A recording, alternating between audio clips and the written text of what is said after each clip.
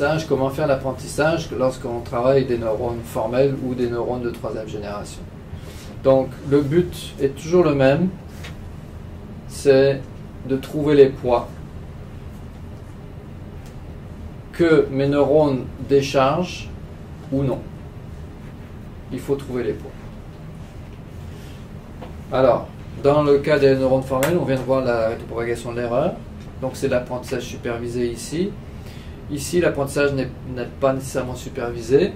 Il peut être basé sur le fait que des neurones sont synchronisés. Là, ce qui est représenté ici, c'est qu'il y ait synchronisation entre deux neurones. Si j'ai synchronisation entre deux neurones, eh bien les poids qui les lient peuvent être renforcés.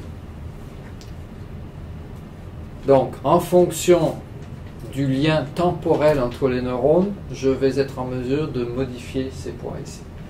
Donc, c'est des algorithmes d'apprentissage qui sont complètement différents dans le principe que ceux qu'on peut avoir pour les neurones de deuxième génération.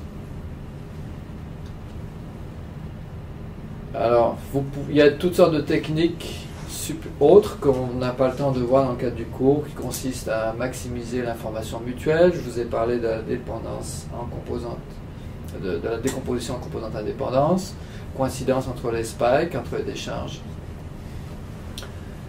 Le problème, c'est qu'on est dans un monde qui est discret, événement discret, non linéaire, non dérivable, avec un ensemble limité d'outils mathématiques. Donc, pendant de nombreuses années, les gens ont dit on ne peut rien faire avec les réseaux de neurones à décharge. On ne pourra jamais faire de machine learning avec ça, c'est trop compliqué d'un point de vue mathématique. Donc ce qui est résumé ici. Alors, on s'est reporté sur les neurones, réseaux de neurones formels, même si les réseaux de neurones à décharge étaient déjà regardés par les gens de neurosciences, parce que les réseaux de neurones formels nous permettent, avec des sorties continues, tout simplement d'inverser la transformation non linéaire qui est ici. Ce sont des fonctions qui sont dérivables. Souvenez-vous l'algorithme de rétropropagation de l'erreur. Qu'est-ce qu'il faut? Il faut simplement que la fonction d'activation soit dérivable. Si ma fonction d'activation est dérivable, évidemment que je connais l'erreur, et que je connais l'erreur à la sortie, je peux trouver mes poids. Donc c'est facile de trouver les poids qui maximisent ou minimisent une fonction de coût, une énergie ou une probabilité. On est dans un monde continu, différenciable, et puis il y a toute une panoplie d'outils mathématiques qui nous permettent de manipuler ces réseaux de neurones. Donc, d'où l'utilisation intense en apprentissage machine. Mais on peut approximer des modèles, et on peut linéariser l'impulsion, ça je vous en avais parlé, de la façon suivante. Je peux élargir, autrement dit, ma fonction de Dirac pour en faire quelque chose qui a une pente positive et négative, qui fait qu'en fait, on peut inverser le modèle. Du coup, on va pouvoir s'en sortir. Et par exemple, Qualcomm, donc, qui fabrique, je vous l'ai dit déjà, des processeurs pour les téléphones cellulaires, vont utiliser la linéarisation pour pouvoir résoudre ce problème et font l'apprentissage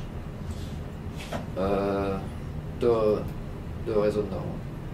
IBM True North apprend avec la rétropropagation depuis 2016 sur des réseaux de neurones à architecture propagation avant, ils ne sont pas récurrents.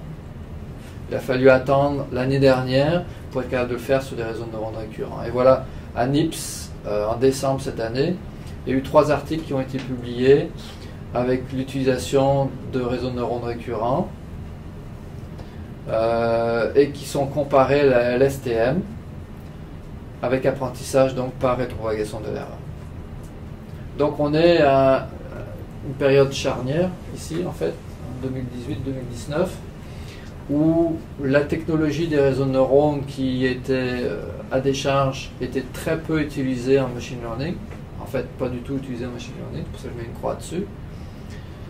va pouvoir de nouveau susciter un certain intérêt à partir de 2019, puisqu'il n'y a plus de problème pour faire l'apprentissage de réseaux de neurones récurrents. Et là, il y a déjà des articles qui sortent de personnes qui font des réseaux de neurones récurrents, donc à décharge, et qui les comparent au LSTM.